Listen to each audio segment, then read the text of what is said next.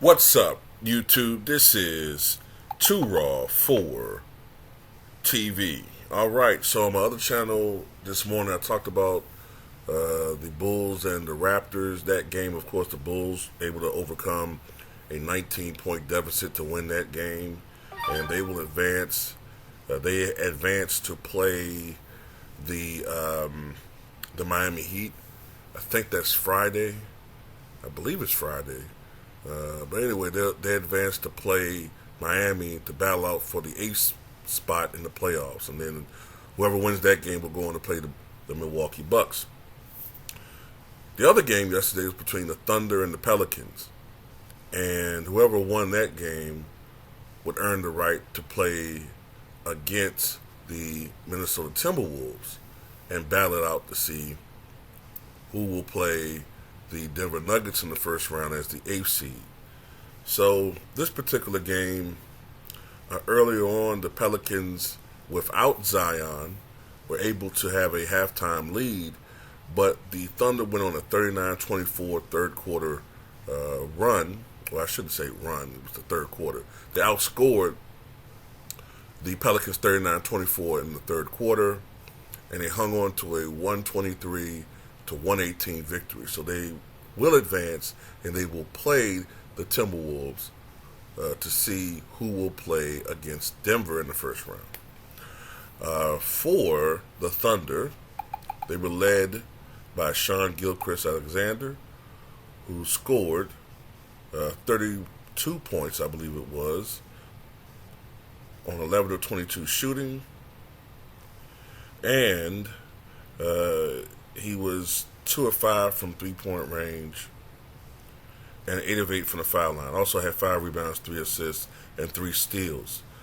Next was Josh Giddey with 31 points, 9 rebounds, 10 assists, 11 of 22 shooting as well, 3 of 7 from the three-point range, 6 of 7 from the charity stripe. Lou Dort, 27 points, 8 of 14 shooting, 4 of 8 from three-point range, 7 of 8 from the charity stripe. As a team, the Thunder connected on 28 of 32 free throws, which is 87.5%. All right. It was the guard play that did it for the Thunder. Their guards combined for, I believe that's 90 of the 123 points scored by the team. And that was the difference. You know, if Zion had played for the Pelicans, that probably would have catapulted them to victory over the Thunder. As a matter of fact, if Zion had simply come back when he was ready, maybe they'd be even a little bit higher in the seeding, and you know. But anyway, Brandon Ingram led all Pelicans with 30 points, 6 rebounds, 7 assists, 10 of 19 shooting, 9 of 11 from the charity stripe. Herb Jones, 20 points, 5 rebounds, 5 assists, 5 or 6 from the charity stripe. Zonas Valanciunas, 16 points, 18 rebounds. C.J. McCollum, 14 points, 5 of 15 shooting. Did not have a great shooting night. And Troy Murphy III, 21 points, 4 rebounds, 2 assists. But it just wasn't enough. Actually, his name is Trey Murphy III. Excuse me, not Troy Murphy. Just wasn't enough. And you know, if I'm the Pelicans, man, I'm feeling some type of way about Zion, man. I really am.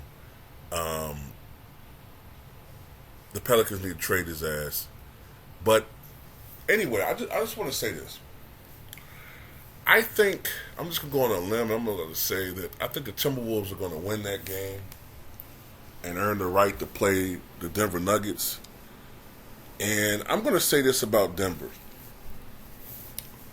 Denver is very lucky that they have home court throughout the playoffs in the Western Conference.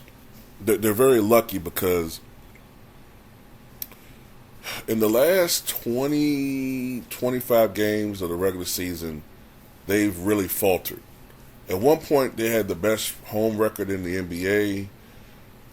Memphis finished with the best record at home, 35-6. Denver was second at 34-7, but Denver has a losing road record. They're only 19-22 for the season on the road. 19-22, and that just doesn't sound like a championship team to me. Like, most championship teams usually have an ability to win on the road. You know, I mean, I'm sure there are exceptions. There are exceptions, but man, you know, I don't know about Denver, man. They look really shaky to me. And while I still think that Denver will beat the Pelicans, excuse me, not the Pelicans, if they play the Timberwolves, right, in the first round, I think they'll beat the Timberwolves. But I have this feeling